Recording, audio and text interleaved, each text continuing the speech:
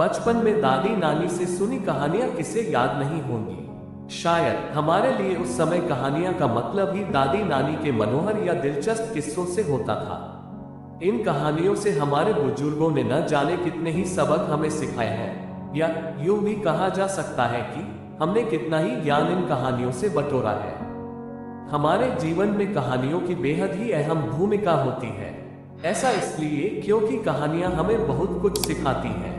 लेकिन आजकल इस भागती दौड़ती जिंदगी में लोगों के पास इतना समय कहाँ बचा है कि वो फुर्सत के 2 पल निकालकर दादी नानी से किस्से सुन सकें। हालांकि ये कमी हम आपके लिए कुछ हद तक पूरी कर सकते हैं।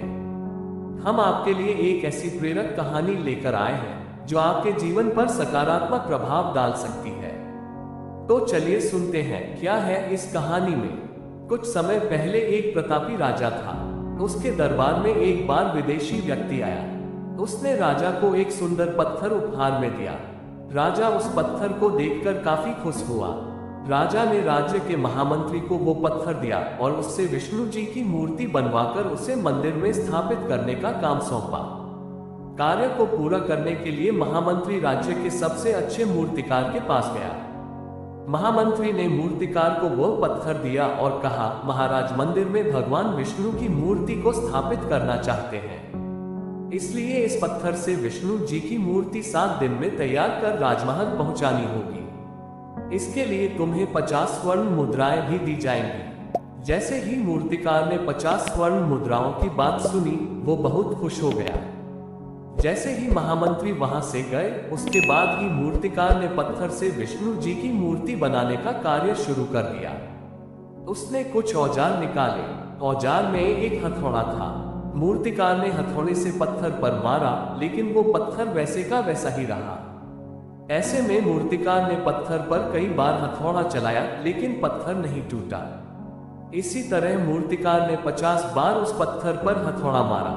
मूर्तिकार ने ये 50 बार अपना अंतिम प्रयास सोचकर ही हथौड़ा चलाया। इसके बाद जैसे ही वो 51वीं बार हथौड़ा चलाने लगा, तो ये सोचकर उसने अचानक अपना हाथ पीछे कर लिया कि जब ये पत्थर 50 बार में नहीं टूटा तो अब क्या टूटेगा।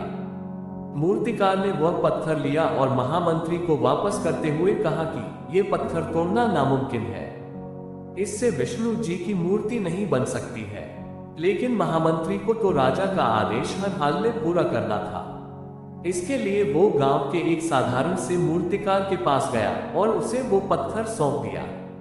महामंत्री के सामने ही गांव के मूर्तिकार ने पत्थर पर हथौड़ा मारा। पत्थर एक बार में ही टूट गया। इसके बाद वो मूर्तिकार विष्णु जी की प्रतिमा बनाने में जुट गया। ये देखकर महामंत्री ने सोचा कि अगर पहले वाले मूर्तिकार ने एक आखिरी बार और कोशिश की होती, तो वह मूर्ति बनाने में सफल हो जाता और 50 स्वर्ण मुद्राओं का हकदार हो जाता। कई बार हम प्रयास किए बिना ही हार मान लेते हैं, तो कई बार प्रयास करने पर जब कुछ हाथ नहीं लगता है तो मन मसोस कर रह जाते हैं। ऐसे में इस कहानी से हमें ये सीख मिलती है कि अगर हमें अपने जीवन में सफल होना है या सफलता प्राप्त करनी है, तो बार बार असफल होने के बाद भी प्रयास करना नहीं छोड़ना चाहिए। क्योंकि ऐसा भी हो सकता है कि जिस प्रयास को करने के पहले ही हम मनमना दें, वो ही हमारा आखिरी प्रयास हो और इसी अंतिम प्रयास से हमें कामयाबी प्राप्त हो जाए।